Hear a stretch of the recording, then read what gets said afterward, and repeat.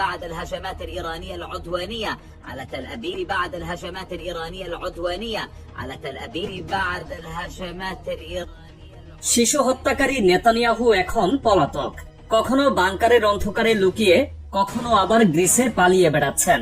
মনের সর্বক্ষণ একটাই আতঙ্ক, এই বুঝি কাশেম বশির মাথায় ভেঙে পড়ল, এই বুঝি লন্ডভন্ড হয়ে গেল গোটা ইসরায়েল। এই ভয়েই থরথর কাঁপছেন খুনি নেতানিয়াহু, কারণ কাশেম বশির এখন শুধু একটি ব্যালিস্টিক ক্ষেপণাস্ত্র নাম নয়, ইবলিশ নেতানিয়াহুর জন্য তা এক জীবন্ত জাহান্নাম। এমন কথা বলছি তার কারণ শুক্রবার গভীর রাতে হঠাৎ করে ইসরায়েলের তেল আভিভ শহরে আছড়ে পড়ে এক বিধ্বংসী আঘাত। ব্যালিস্টিক ক্ষেপণাস্ত্র ছুটে আসে প্রায় ১৫০০ কিলোমিটার দূরের ইরান থেকে, এবং অবাক করার মতো ঘটনা হলো এই আঘাতকে ঠেকাতে ব্যর্থ হয় ইসরায়েলের এত গর্বের আয়রন ডোম। একেবারে ভেদ করে প্রবেশ করে এই ক্ষেপণাস্ত্র। বলা হচ্ছে এই হামলার পেছনে ব্যবহার করা হয়েছে ইরানের নতুন প্রজন্মের ব্যালিস্টিক অস্ত্র কাসিম বশির, যার সক্ষমতা এতটাই উন্নত যা অতীতে পশ্চিমা গোয়েন্দা সংস্থারাও পূর্ণ মাত্রায় বুঝতে পারেনি। আর এই মুহূর্তে সামরিক মহলে প্রশ্ন নয়, বাস্তব শঙ্কা হয়ে দাঁড়িয়েছে, এই হামলা যদি কেবল শুরু হয় তবে এরপর কি অপেক্ষা করছে। তেহরানের সামরিক গবেষণাগারে তৈরি কাসিম বশির মূলত এক উন্নততর সংস্করণ আগের হজ কাসিম ক্ষেপণাস্ত্রের, কিন্তু এর প্রধান বৈশিষ্ট্য হচ্ছে উচ্চগতি, রাডার এড়িয়ে চলার সক্ষমতা এবং লক্ষ্যবস্তুর উপর নিখুঁত আঘাত হানার ক্ষমতা। মে মাসে এই ক্ষেপণাস্ত্র ইরানের ইসলামিক রেভলিউশনারি গার্ড এরোস্পেস ফোর্সের হাতে আনুষ্ঠানিকভাবে তুলে দেন প্রতিরক্ষা মন্ত্রী আজিজ নাসিরজাদে। তখনই আন্তর্জাতিক সংবাদ মাধ্যম আল মায়াদিন এবং পার্স টুডেতে দাবি করা হয় এই ক্ষেপণাস্ত্র আয়রন ডোমকে ভেদ করার জন্য ডিজাইন করা হয়েছে। ইরান সে সময় হুঁশিয়ার করেও দিয়েছিল, আকাশ প্রতিরক্ষা নয়, এবার আকাশই কাঁপবে। ইসরায়েলের গর্ব তাদের ৩ স্তরের প্রতিরক্ষা ব্যবস্থা আয়রন ডোম, ডেভিড স্লিং ও অ্যারো সব একসাথে কাজ করে শত্রুপক্ষের মিসাইল ধ্বংসে। এর সঙ্গে যুক্ত আছে আমেরিকান প্রযুক্তিতে তৈরি থার্ড ব্যবস্থা। কিন্তু কাসিম বশির এতটাই উচ্চগতি সম্পন্ন, এতটাই ধূর্তভাবে রাডার ফাঁকি দিতে সক্ষম যে এটি কোনো বাধা না মেনেই ঢুকে পড়ে ইসরায়েলের ভেতরে। আর বাস্তবতা হচ্ছে এই ক্ষেপণাস্ত্র আয়রন ডোমকে অকার্যকর করে তুলেছে, আর সেটাই এখন ইসরায়েলের ভয়ের মূল কারণ।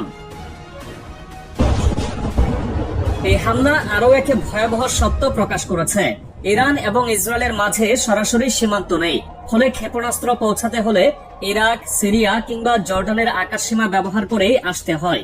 অবাক করার বিষয় হলো মুসলিম পরিচয়ে দেশ হওয়া সত্ত্বেও ইরাক, জর্ডান এমনকি সিরিয়ার ক্ষমতাসীন নেতারাও ইসরায়েলি জেট এবং আমেরিকান বিমানকে নিজেদের আকাশ ব্যবহার করতে দিচ্ছে। তেহরানের কোনো আকাশপথ খোলা নেই, কিন্তু তারপরও কাসিম বশির আঘাত হানে। সামরিক সূত্রে জানা গেছে এই ক্ষেপণাস্ত্র এতটাই উচ্চগতি ছিল যে মার্কিন গোয়েন্দা সংস্থার নজরদারি পার হয়ে গিয়ে সরাসরি ইসরায়েলে এসে পড়েছে। আর এখানেই সবার চোখ বড় হয়ে গেছে, কারণ এই ঘটনা যদি একবার ঘটে তা দ্বিতীয়বারও ঘটতে পারে। বিশেষ করে যখন আল আলম জানিয়েছে এই হামলার সময় আমেরিকা, ইরাক এবং জর্ডান সক্রিয়ভাবে চেষ্টা করেছে ক্ষেপণাস্ত্র ইন্টারসেপ্ট করতে। এমনকি সিরিয়ার আকাশে ইসরায়েলি ও মার্কিন বিমানও তৎপর ছিল। তবু তেল আভিভে আঘাত হানার মুহূর্তে কেউই কাসিম বশিরকে থামাতে পারেনি। এটাই ইরানের জন্য শুধু কৌশলের সাফল্য নয়, এটি এক প্রকার মনস্তাত্ত্বিক জয়, যেখানে ইসরায়েলের প্রতিরক্ষা ব্যবস্থার উপর দারুণ আস্থা এখন তাসের ঘরের মতো কাঁপছে। এই হামলার কয়েক ঘন্টার মধ্যে তেহরানে আকাশে বিস্ফোরণের শব্দ শোনা যায়। পশ্চিমে অবস্থিত কারমানশাহ অঞ্চলের একটি সেনাঘাঁটি এবং মেহেরাবাদ বিমানবন্দর এলাকায় ইসরায়েলের পাল্টা হামলার খবর ছড়িয়ে পড়ে।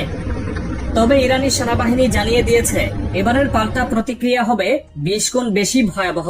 সেনাবাহিনীর মুখপাত্র বলেছেন, আমরা কেবল প্রতিরক্ষায় নেই, এবার আমরা আক্রমণে যাব। শত্রুরা বুঝবে এই ভুলের মূল্য কতটা চড়া হতে পারে। তেহরানের রাস্তায় মানুষের ক্ষোভ এখন রূপ নিচ্ছে ঘৃণায়। ইরানের সাধারণ জনগণ আর শুধু নিষেধাজ্ঞা নয়, এবার তারা মুখোমুখি হয়েছে এমন এক বাস্তবতার যেখানে শুধু বিজ্ঞানী নয়, শিশু, সাধারণ মানুষ, পরিবার সবাই শত্রুপক্ষের লক্ষ্যবস্তু।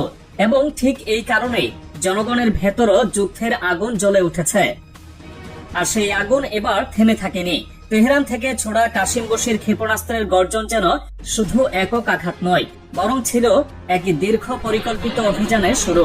কারণ শুক্রবার সন্ধ্যার পর থেকে ইসরায়েলের রাজধানী তেল আবিব ও দখলকৃত জেরুজালেমের আকাশে ছড়িয়ে পড়ে ভয়াবহ বিস্ফোরণের শব্দ, আর এই ধ্বংসযজ্ঞ চলে টানা শনিবার ভোর পর্যন্ত।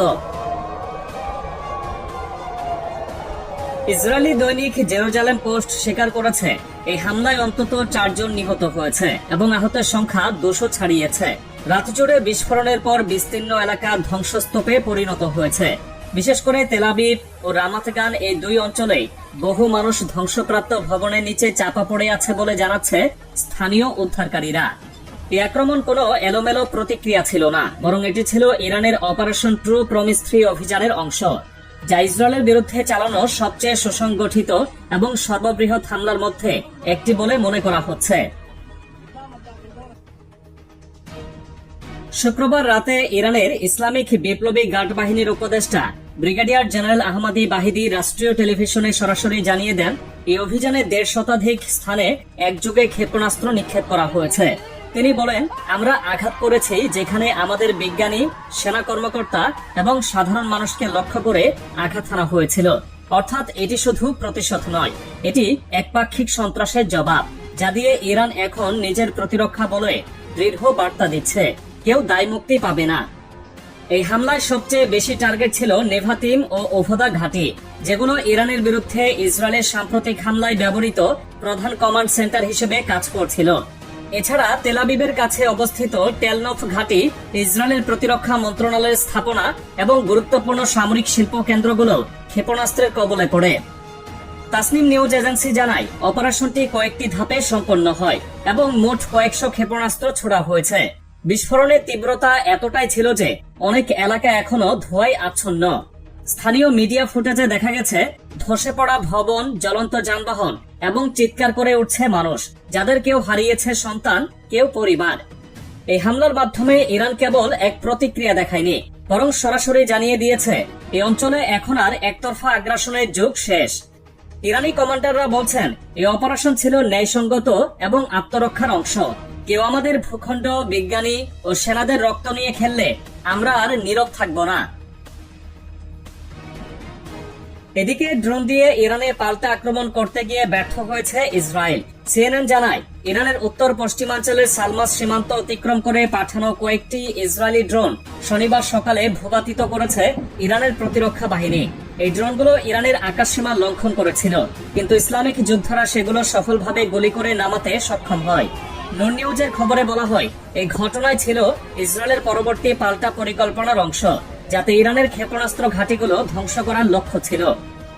শুক্রবার ভোরের দিকে চালানো ইসরায়েলের প্রথম হামলায় ব্যবহৃত হয়েছিল এমনই বিস্ফোরক বোঝাই ড্রোন, যা মূলত তেহরান এবং তার আশেপাশের ক্ষেপণাস্ত্র ঘাঁটিগুলোকে লক্ষ্য করে ছোড়া হয়। ইসরায়েলি নিরাপত্তা কর্মকর্তারা জানিয়েছেন, এই অভিযানের আগে ইরানের অভ্যন্তরে একটি অস্থায়ী ঘাঁটি স্থাপন করে সেখান থেকে চালানো হয় ড্রোন হামলা। তবে এই পরিকল্পনা খুব বেশি দূর এগোতে পারেনি, কারণ ইরানের প্রতিরক্ষা ব্যুহ এমন ভাবে সক্রিয় ছিল যে কোনো ড্রোনই তার মূল টার্গেটে পৌঁছতে পারেনি। বরং সেই আগ্রাসনের ফলেই শুরু হয় অপারেশন ট্রু প্রমিস 3। এবং আজ গোটা বিশ্ব দেখছে, ইরান আর মুখ বুঝে সহ্য করছে না। প্রতিটি শহীদ বিজ্ঞানীর রক্ত, প্রতিটি বিধ্বস্ত পরিবারের আর্তনাদ আজ একে একে প্রতিক্রিয়া হয়ে ফিরছে শত্রুপক্ষের ভূমিতে। তেহরানের এই বার্তা এখন স্পষ্ট, প্রতিটি অন্যায়ের জবাব আসবে এবং তা এতটাই ভয়ঙ্কর হবে যা শত্রুর হৃদয়ে স্থায়ী ছাপ রেখে যাবে।